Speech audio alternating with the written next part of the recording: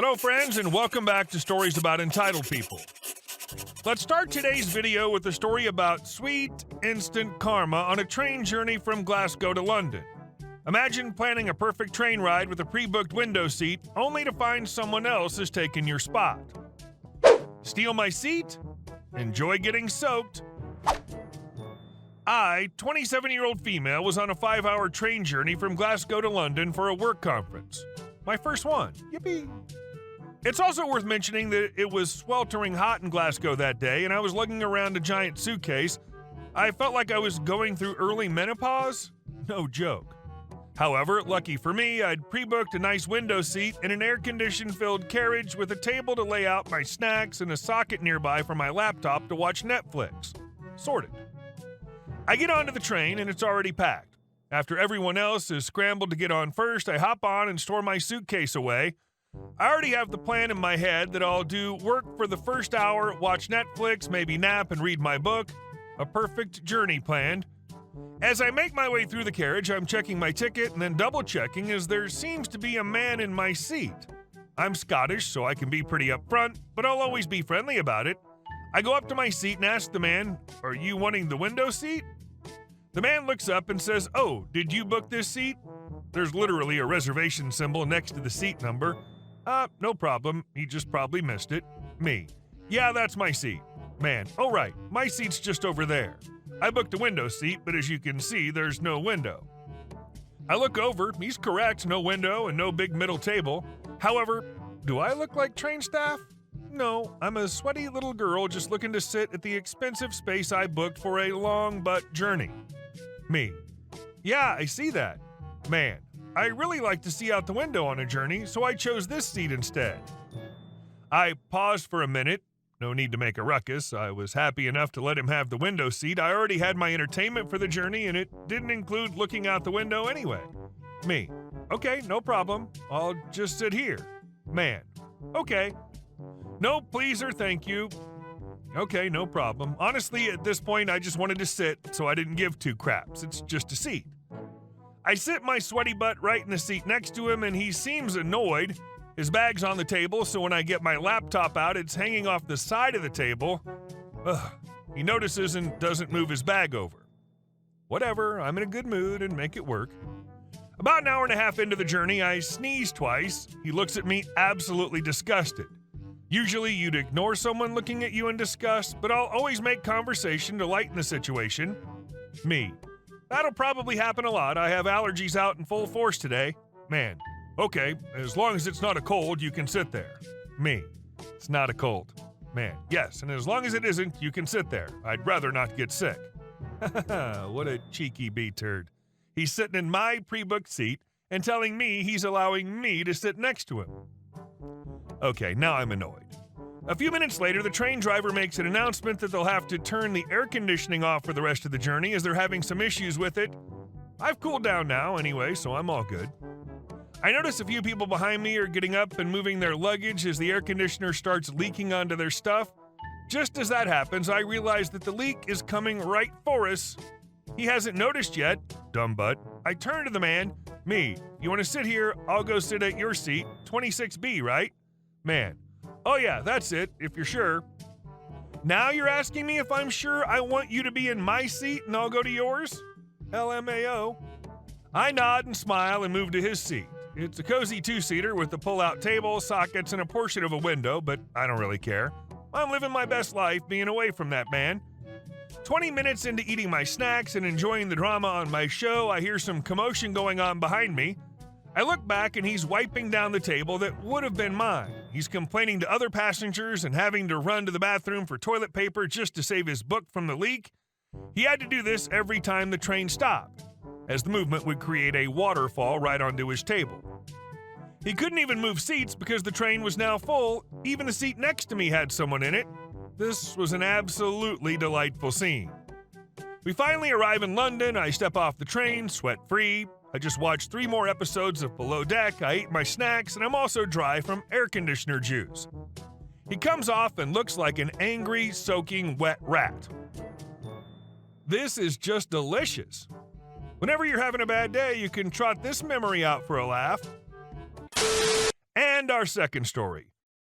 My $1,000 driveway parking fine transforms into a neighborhood gazebo project. So I live in a still being built subdivision that has an HOA that was put together by the developer.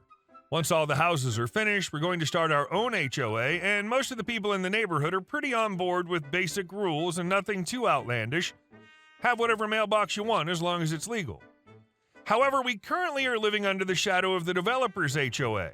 One of their rules is that we aren't allowed to park a vehicle in our driveway for more than 72 hours. The residents think it's a stupid idea, and most of us have decided that one's going away, and we're going to institute the has to run rule. We're adults here. As it turns out, I was going to Philadelphia for a conference the second week of January. We have a 3-car garage. One of the slots is my wife's car, one is our motorcycles, and the furthest is my pickup. However, we were reorganizing our Christmas decorations, and we had my slot taken up by the boxes and totes. My truck was parked in the driveway for an entire week. Flash forward to 2 weeks ago, I get a note on my door saying I owe the builder, not an HOA, $1,000. $200 for every night my truck was parked in the driveway, not moving for 5 days. I'm a little uppity about this. I contact one of my neighbors who has a car he regularly keeps in the driveway and ask him if he's ever gotten one of these. He tells me that when he bought the house, there wasn't an HOA paperwork, there was a neighborhood agreement. I went back, grabbed my paperwork, and compared it to his, then to another neighbor's, then another's. Turns out we were the only ones who'd signed this agreement, and it hadn't even existed outside of that. Our sales agent had sold us our house, then died, RIP, and was replaced by eventually 3 other people. I contacted my lawyer, who asked if there was any proof that the truck hadn't moved, not that I knew of. Then he asked who would be, 1, reporting this, and 2, who would be benefiting from it. We currently have one of the builder's sales agents living in another cul-de-sac around the bend, albeit she sells for a different neighborhood. She's the only person in the entire neighborhood who hasn't joined in on any of our get-togethers, the organizing ones, or the just hanging out in the summer ones. She drives a mid-2000s Accord. On my security camera, I see her Accord every day swinging by our cul-de-sac every day just about the same time when she's done with work and comes home. She'll patrol slowly around the neighborhood. I contact my lawyer and let him know.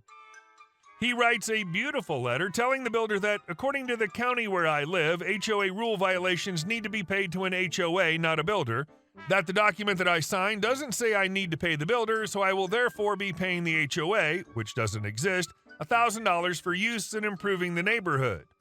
He also writes a beautiful letter asking the builder to cease sending harassing entities into the neighborhood.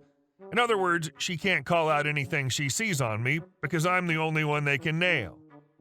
I got on the Facebook page for my neighborhood and asked them what the best way for me to spend my $1,000 would be.